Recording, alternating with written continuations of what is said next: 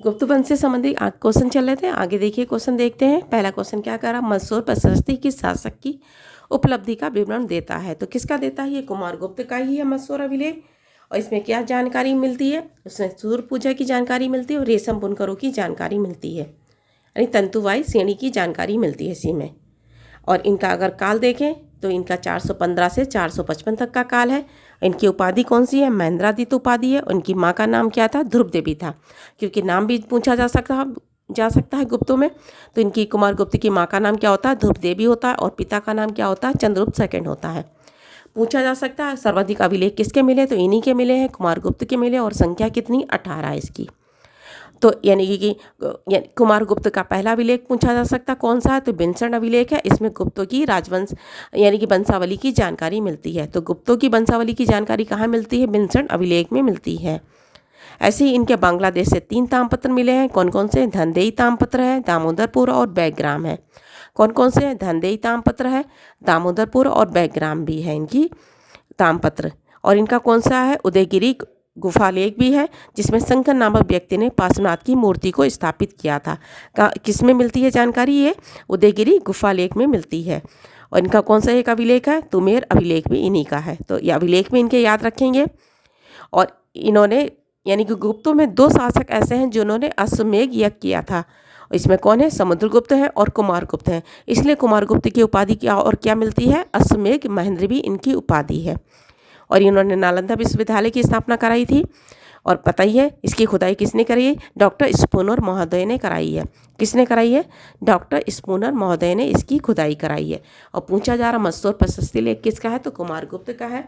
तो याद भी रखेंगे इसमें किसकी किसकी जानकारी मिली, सूर्य पूजा की जानकारी मिल रही, रेशम बुनकरों की जानकारी मिल रही है। तो आंसर इसका क्या हो जाएगा, डी हो जाएगा। नेक्स्ट क्वेश्चन देखिए, कह रहा रेशम बुनकरों की श्रेणी की जानकारी निम्नलिखित में से किस शिलालेख में मिलती है। तो इसी को ही मिलती है। इसी को क्या कहा गया है, दसपुर। इसी को मशहूर अभिलेख भी कहा गया है। ठीक है, क्योंकि ये दसपुर जगह पर है इसलिए इसको दसपुर कहा गया। और इसी का नाम क्या है, मशहूर प्रशस्ति लेख है इसी का।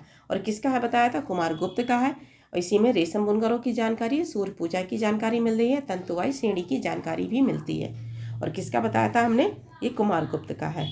तो आंसर इसका क्या हो जाएगा, ए हो जाएगा। ठीक है, दसपुर ये जगह है यहाँ पर मशहूर। अब और किसका है, ये कुमारगुप्त का है ये। तो आंसर इसका क्या हो जाएगा, ए हो जाएगा। नेक्स्ट क्वेश्चन देखिए, कह रहा है सूची 1 सूची 2 में एक तरफ शासक दे दिए और दूसरी तरफ रानियां दे रखी। तो याद रखेंगे शासक और उनकी रानियों के नाम भी। तो ये चंद्रगुप्त हैं और इनकी पत्नी, इनका विवाह किससे होता है, लिच्छवी राजकुमारी कुमार देवी से होता है। तो इसका 3 हो जाएगा। और गुप्त की पत्नी का नाम क्या होता है, दत्ता देवी होता है। तो इसका 1 हो जाएगा। और चंद्रगुप्त की पत्नी 2 होती हैं, ध्रुव देवी होती है, जिससे कुमारगुप्त का जन्म होता है। और कुबेर नागा से विवाह होता है इनका। तो इनकी यानी पुत्री का नाम क्या होता है, प्रभावती होता है। तो इसका 2 हो जाएगा।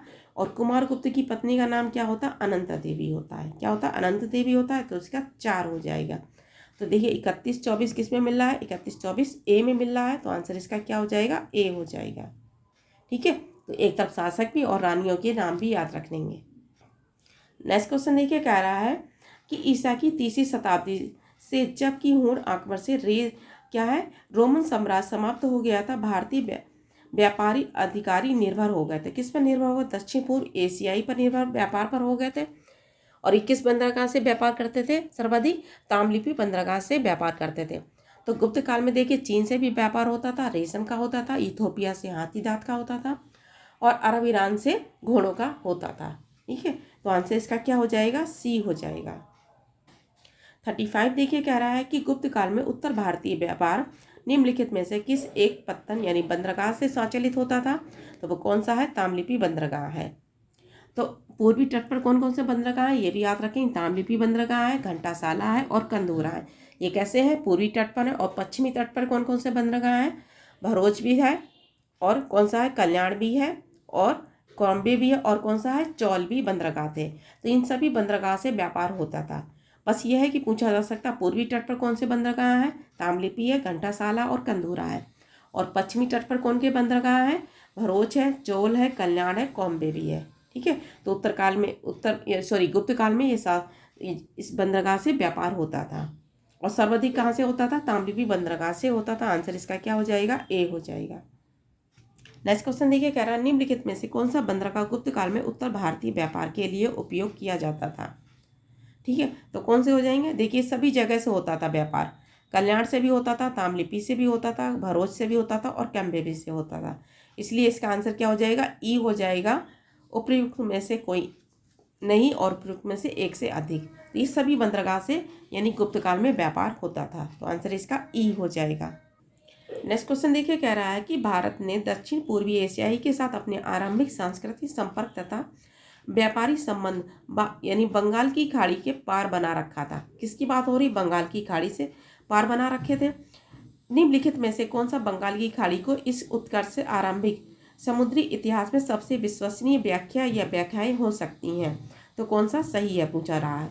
ठीक है, तो देखिए ये क्या कह रहा है कि प्राचीन काल में तथा मध्यकाल में भारत के पास दूसरों की तुलना में अति उत्तम पोत निर्माण तकनीकी था। तो ये गलत है। और बी क्या कह रहा है कि इस उद्देश्य के लिए दक्षिण भारतीय शासकों ने व्यापारी, ब्राह्मण, पुजारियों और बौद्ध भिक्षुओं को सदा के लिए संरक्षण दिया था।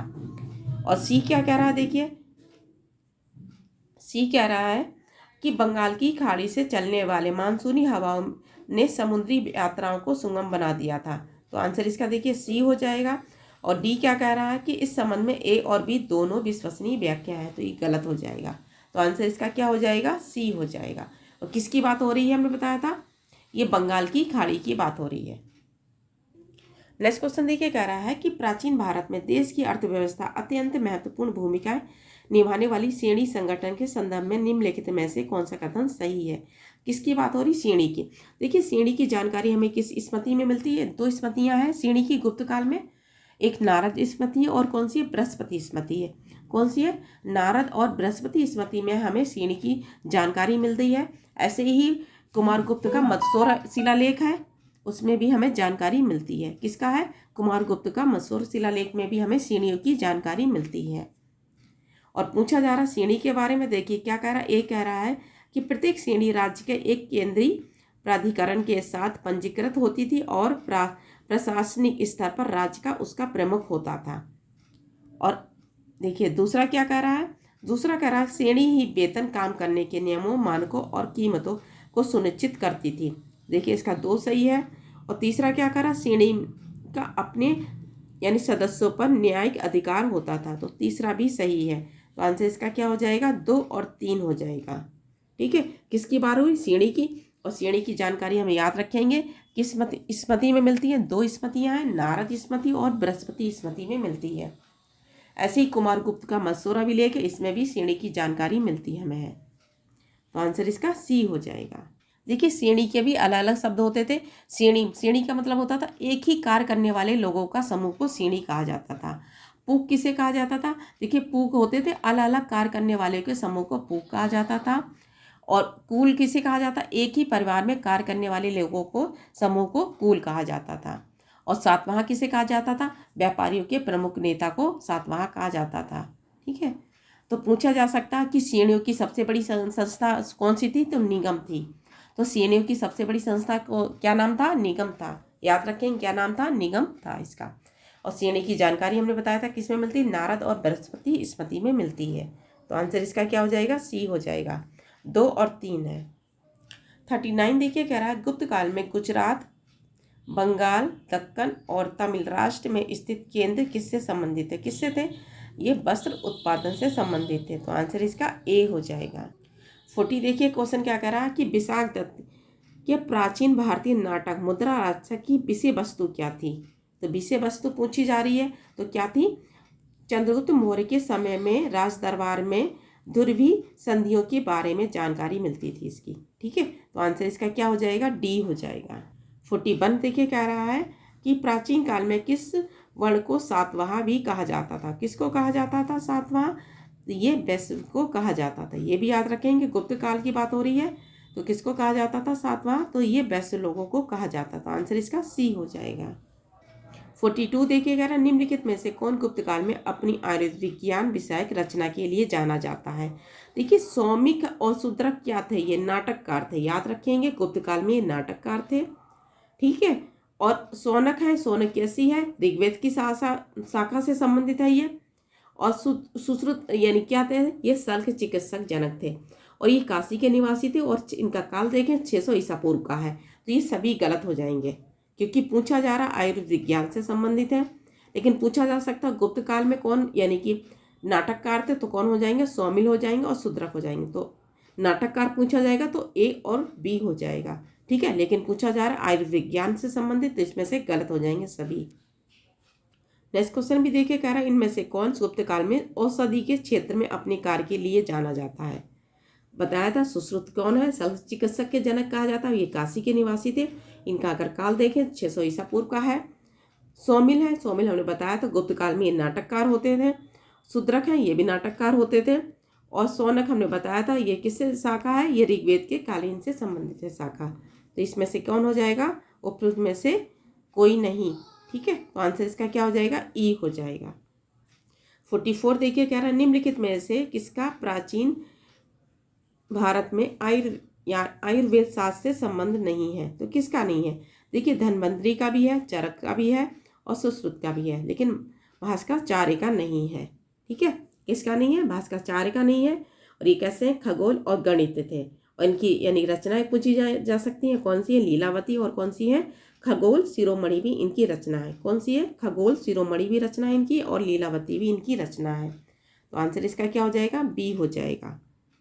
देखिए 45 कह रहा है लीलावती के लेखक कौन है। तो लीलावती के लेखक कौन है, तो ये भास्कराचार्य हैं। इनकी रचना एक और कौन सी है, खगोल शिरोमणि भी इनकी रचना है। तो आंसर इसका क्या हो जाएगा, सी हो जाएगा। आज इतने ही क्वेश्चन रखते हैं, धन्यवाद।